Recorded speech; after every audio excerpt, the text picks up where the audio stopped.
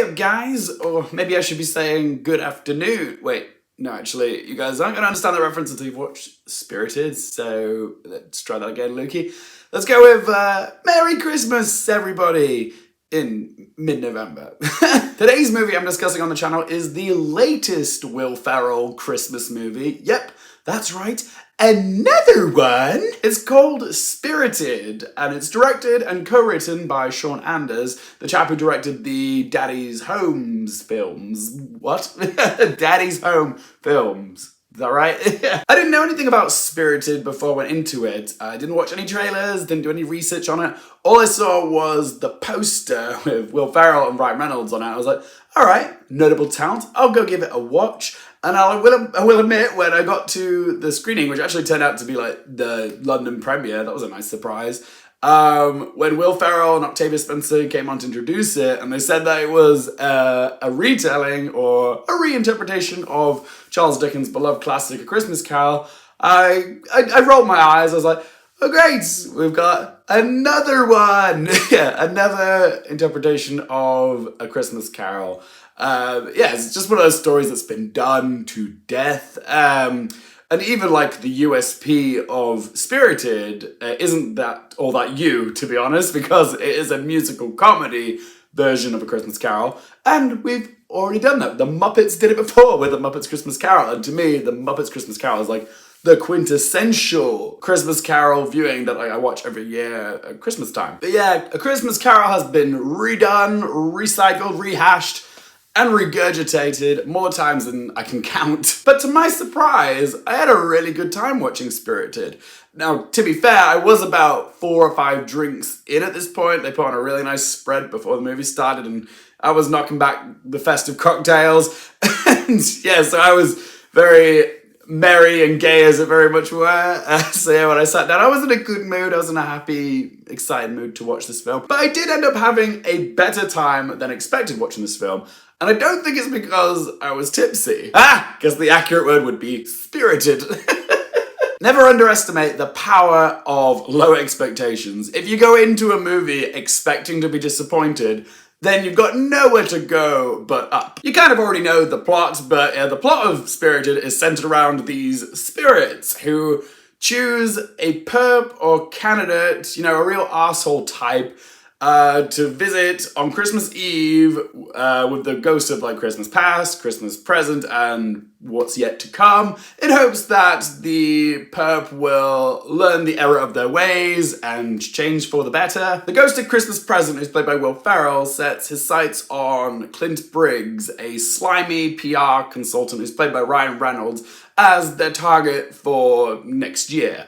But supposedly Clint Briggs is what the spirits call an unredeemable. But yeah, Will Ferrell sees something in Ryan Reynolds and think that there is potential to help him become a better person. So they do the whole Ghost of Christmas Past, Present, and Future dance with Clint, only literally in this film because there's catchy songs and big dance sequences. But will Clint see the error of his ways and adopt a new approach to life? Well, that would be telling. So yeah, it's a familiar plot, but co-writers Shawn Anders and John Morris do enough to keep it feeling fresh. It's far from a conventional interpretation of A Christmas Carol. There's plenty of twists, things I didn't see coming. Will Ferrell and Ryan Reynolds are a fun pairing. Granted, they're kind of playing themselves in this movie, but when it works, it works. Will Ferrell sings like you'd expect him to sing, like Buddy the Elf. I found you, Daddy, and guess what? I love you, I love you, I love you! Playing up hearts,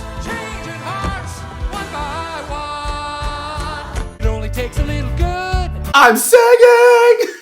Yeah, it's not his strongest skill, but he is trying, and you can tell he's clearly having fun being in a musical. But I will say, the songs in this, which are written by the Greatest Showman duo Benj Pasek and Justin Paul, are very earwormy and catchy. I found myself learning the words to their songs quite quickly. Like, by the time the second verse rolls around, I found myself singing along to songs like The View From Here, Unredeemable, and Bringing Back Christmas. I also really liked the musical set pieces. They were very creative, but also festive, particularly in Bringing Back Christmas, Good Afternoon, and Unredeemable. A shout out though to all the background players in this movie, like all the dancers and chorus singers, because they really elevate Ryan Reynolds and Will Ferrell, who are up front center stage. What they're doing in the background really makes them look better. And I'm not saying it's going to happen, but if Spirited were to surprise at the Oscars with a Best Song Oscar nomination, I think it would go to either Do a Little Good or Unredeemable. Who knows? I might be wrong and they could get the nomination, and I would not be upset by that. They are